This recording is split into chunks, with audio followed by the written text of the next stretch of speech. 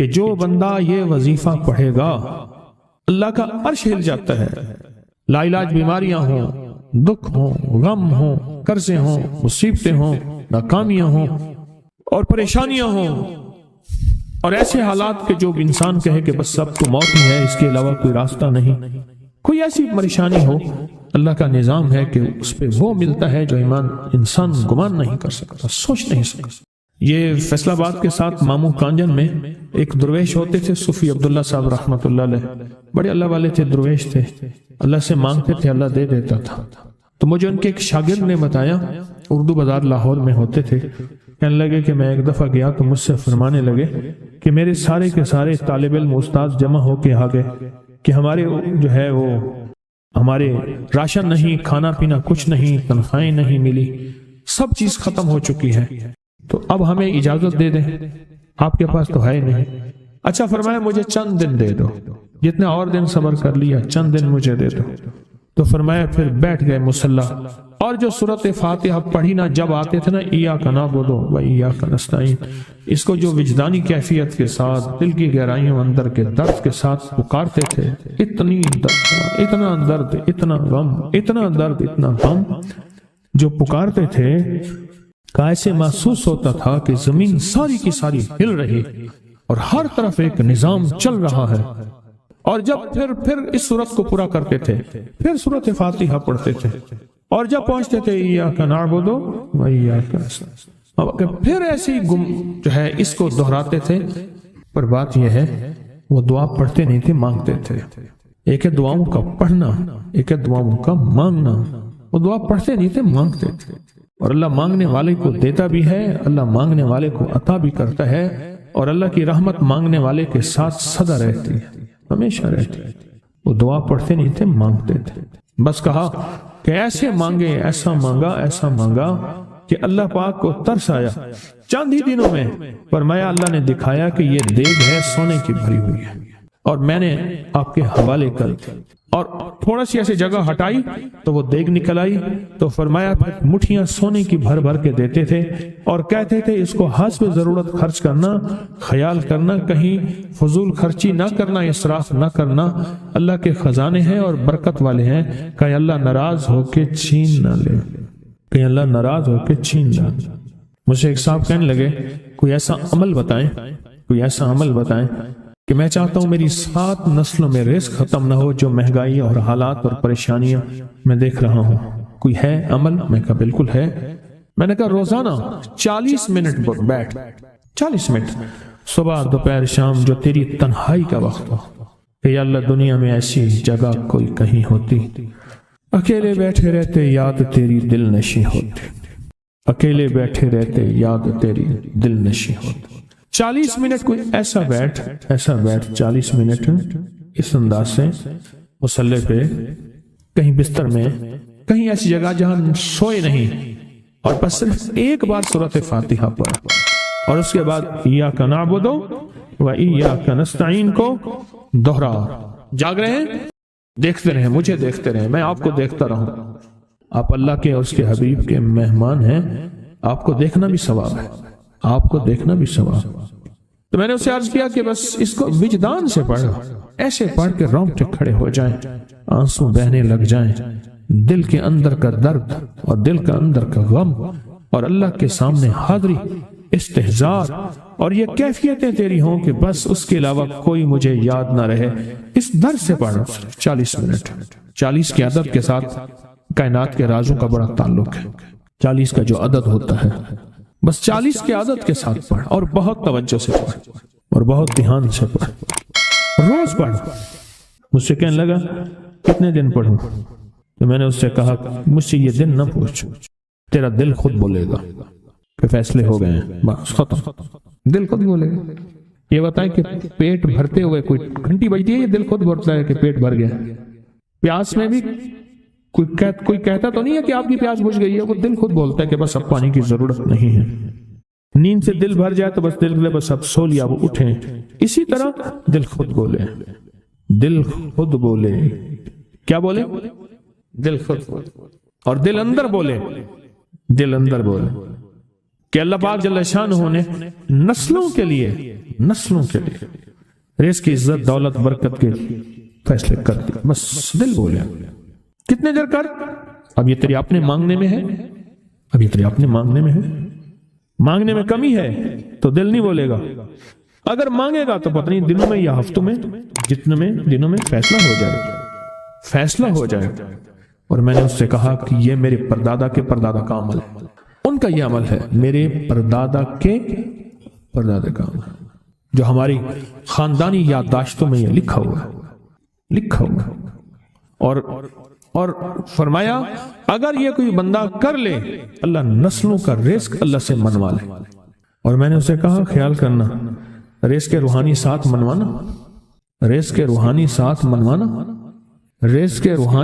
منوانا ورنہ دولت مال چیزیں مل جائے گی، جس کے بارے میں کہا جاتا ہے کہ بعض بندے ایسے ہوتے ہیں اللہ پاک ان سے لقمے نہیں چھینتا، سجدے چھین لیتا ہے.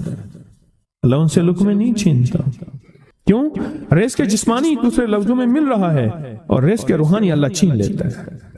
یہ جو آج آپ بیٹھے ہیں تسبیح خانے میں اور میں بیٹھا ہوں، یہ ہم روحانی دسترخوان پہ بیٹھے ہیں. یہ بہت بڑا دسترخوان لگا ہوا ہے، یہ دسترخوان ہے. سنا ہے در یار پہ بڑی دھوم ہے، وہاں عاشقوں کا ہجوم ہے.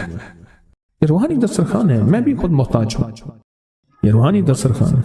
تو میں نے اس سے عرض کیا کہ ایک دسترخوان نہیں مانگنا، دونوں مانگنا.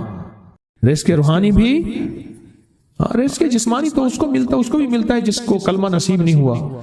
رزق جسمانی تو اس کو ہی ملتا ہے جس کو کملی والی کی غلامی نصیب نہیں ہوئی.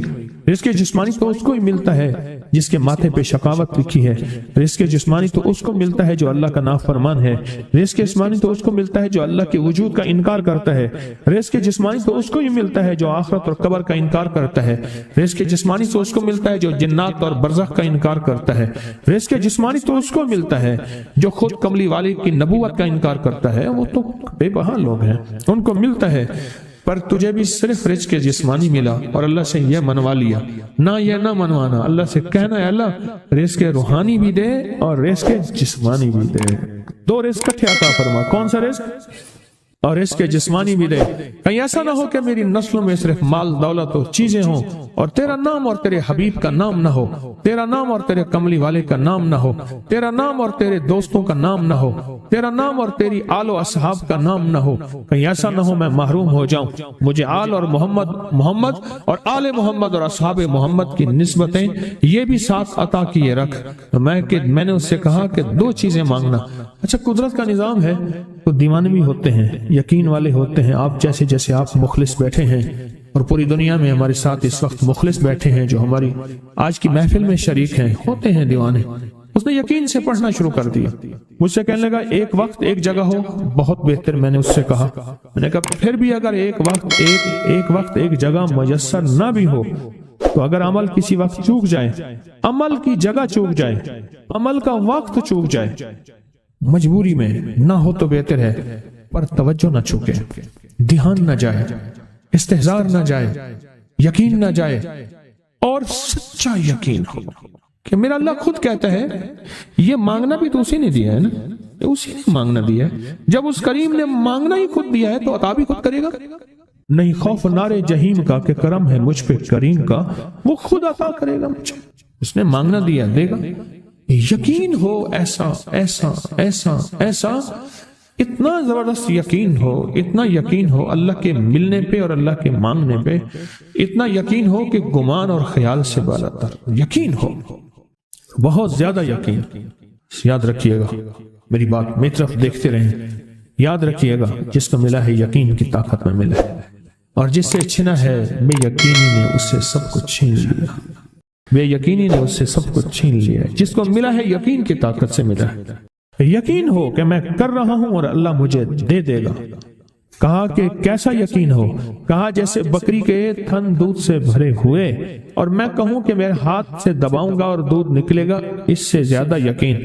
اور کہا کس سے زیادہ یقین؟ کہا کہ ایک بڑا نوٹ ہو اور بڑا نوٹ کے اندر جو ہے ایک آنے کی چیز آنی ہے، تو میں کہوں گا اس سے تو اس کی نوٹ کے اندر تو ہزاروں آنے ہیں، اور میں ایک آنے کی چیز، ایک ٹکے کی چیز لوں گا اور میرا کام بن جائے گا، اس سے زیادہ یقین ہو، اور اس سے کہیں زیادہ یقین ہو کہ سخت پیاس ہے اور میں پانی کو دیکھوں، اور پانی کو دیکھتے ہی مجھے یقین ہو کہ اس سخت پیاس میں میرا پیاس بجھ جائے گی، پیٹ بھر جائے گا، اس سے کہیں زیادہ یقین ہو۔ میں پھر بھی یقین کو نہیں سمجھا سکا، علم بھی محدود ہے، الفاظ بھی میرے پاس محدود ہیں، اس سے کہیں زیادہ یقین ہو، اس سے کہیں زیادہ یقین، اور بہت زیادہ یقین، اتنا یقین۔ کیا خیال ہے؟ آپ چاہیں گے اپنی نسلوں کے لیے بخت، رزق، نصیب اور مقدر منوا لیں؟ کیا خیال؟ وہ بڑا کریم ہے۔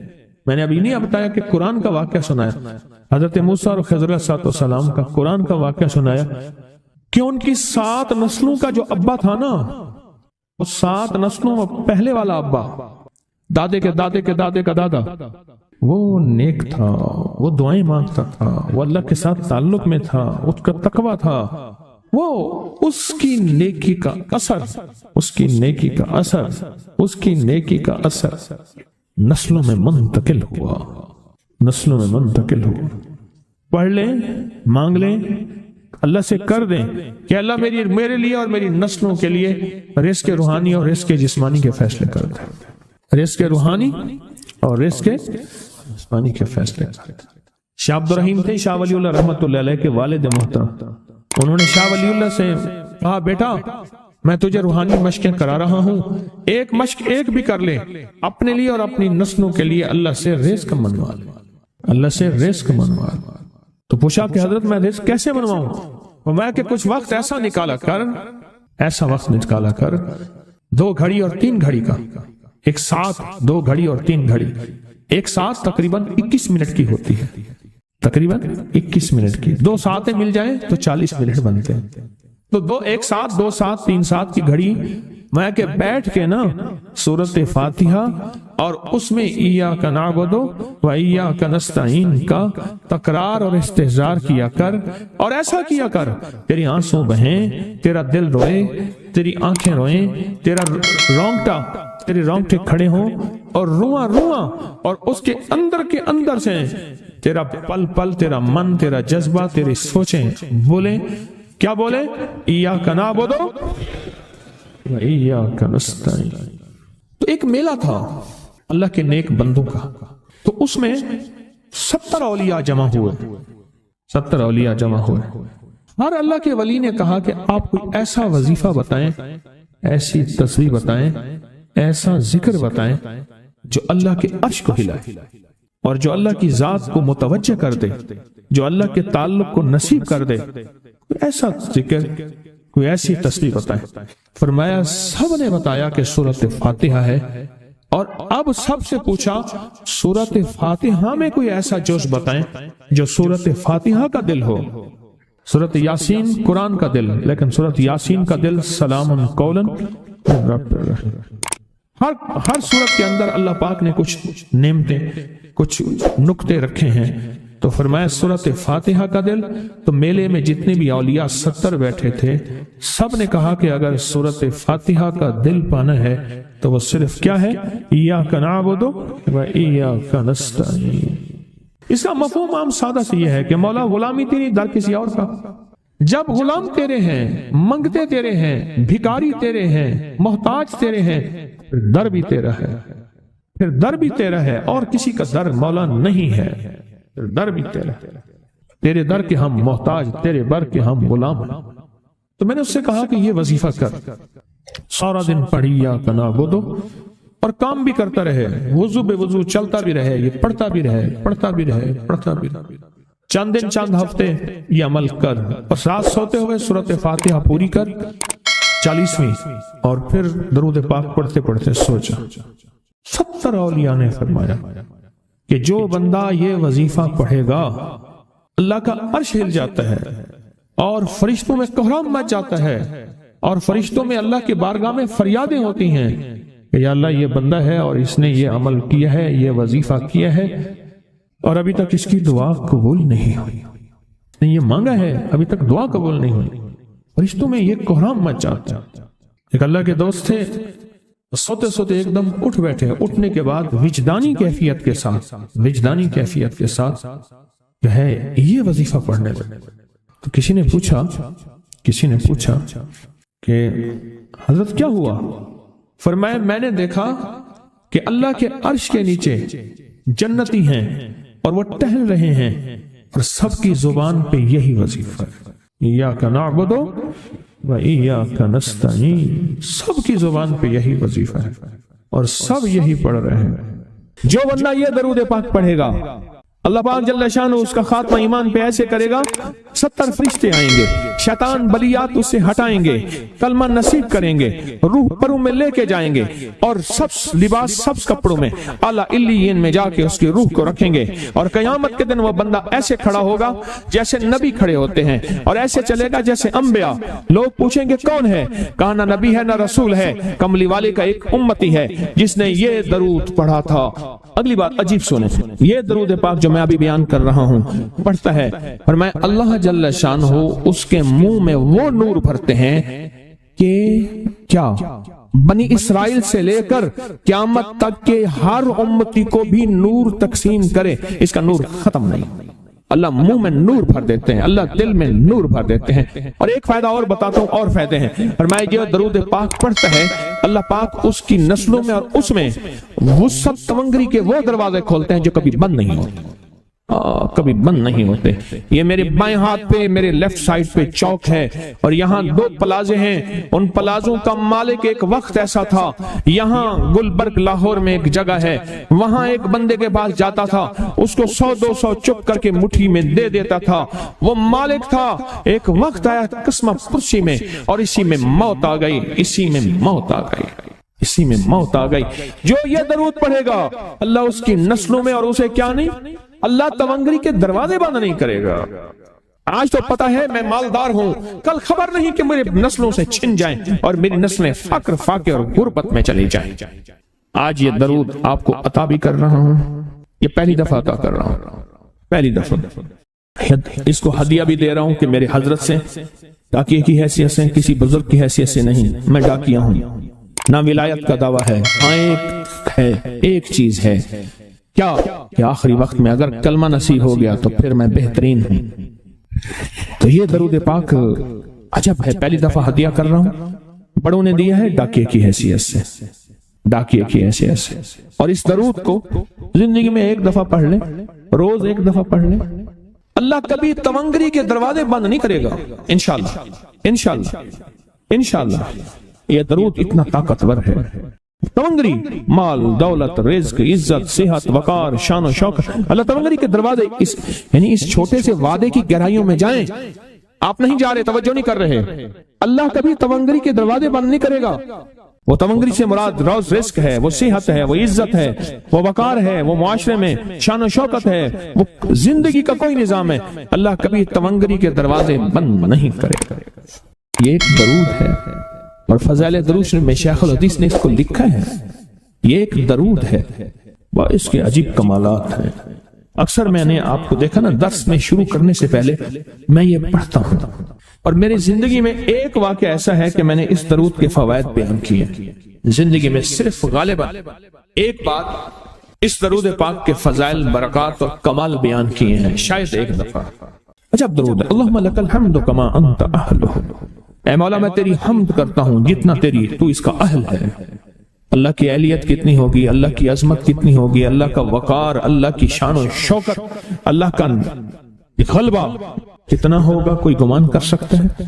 فصلی علی محمد کما انت اہلہ، اور سلام بھیجتا ہوں، درود و سلام بھیجتا ہوں محمد پہ جتنے وہ اہل ہیں، جتنا ان کی عظمت ہے، جتنا ان کا وقار ہے، جتنا ان کی شان و شوکت ہے۔ وَفَلْ بِنَا مَا أَنْتَ أَهْلُهُ، پھر تکرار کر رہے ہیں، إِنَّكَ أَنْتَ أَهْلُ التَّقْوَى وَأَهْلُ الْمَغْفِرَةِ، آپ سے بڑا تقوی والا کون ہے، آپ سے بڑا مغفرت والا کون ہے۔ یہ درود پاک جب بندہ پڑھتا ہے، میں نے اس کے فضائل بتائے تھے، اس کے کمالات بتائے تھے، آج میں اس کے صرف 2-3 فضیلتیں بتاتا ہوں، پھر ہم اس کو مل بیٹھ کے پڑھتے ہیں۔ اور میں جب یہ بندہ درود پاک پڑھتا ہے، جب اس کی موت کا آخری وقت ہو، موت کی آخری ہچکی کو ذرا غور سے سن، मौत की आखिरी हिचकी को जरा गौर से सुन, जिंदगी भर का खुलासा इसी आवाज में है, जिंदगी भर का खुलासा इसी आवाज में है। जो बंदा फरमाया ये दरूद पाक पढ़ता है, ये दरूद पाक, मौत के वक्त अल्लाह जल्ल शानहू 70 फरिश्ते ऐसे भेजते हैं जो उससे आफात बलियात शैतान को दूर करते हैं, जन्नत सामने करते हैं, रहमत सामने करते हैं, उसकी रूह फड़कती है और उसकी रूह को कलमा नसीब करते हैं, दीदारे मुस्तफा कराते हैं और फरिश्ते अपने परों में लेके अल्लाह के हुजूर जाते हैं और आला इल्लियीन में उसकी रूह को रख देते हैं। एक फायदा चाहते हो खात्मा ईमान पे, अल्लाह मेरा कर दे, अल्लाह आपका कर दे। सारी जिंदगी का खटिया वटिया, सारी जिंदगी का नचोड़। मैं उस दिन एक जगह गया, बहुत बूढ़ा आदमी, बहुत बूढ़ा आदमी, मुझे कहने लगा अब्बा जी को समझाएं। अब्बा जी से नमाज गई, अब्बे से तस्बीह गई, सारा दिन उसके साथ गैर महरम के साथ सारा दिन मोबाइल पे अब्बा लगा हुआ है। अब्बे को आप ही समझाते। अब्बे की जो पेंशन आती है 50,000 से ज्यादा, वो भी वहां लगी हुई है और सब कुछ खत्म हो गया। अब्बा बिल्कुल न मिल्क मुल्क अके माल दे, ना साल दे, ना बाल दे, हर दम खुदाई ख्याल दे। पता नहीं कहां कहां अब्बा घूमा हुआ है। और कुछ ही दिनों के बाद उसी हालत में अब्बे की मौत हो। अल्लाहुम्मा लकल हम्दु कमा अंत अहलुहु फसल्लि अला मुहम्मद कमा अंत अहलुहु वफ़अल बिना मा अंत अहलुहु फ़इन्नका अंत अहलुत तक़वा व अहलुल मग़फ़िरा। वादे इंशाल्लाह पूरे हैं। क्यों? वादे करने वाला सच्चा, वादे सच्चे, वादे करने वाला सच्चा, वादे सच्चे। और इंशाल्लाह अगर हम सच्चे नहीं तो कलाम सच्चा। एक वक्त आएगा ये सच्चा कलाम फिर सच्चा बना देता है। कहा सुन लेना, पहले रिया आती है, फिर इखलास आता है, पहले आदत आती है, फिर इबादत आती है। आदत तो बना ले।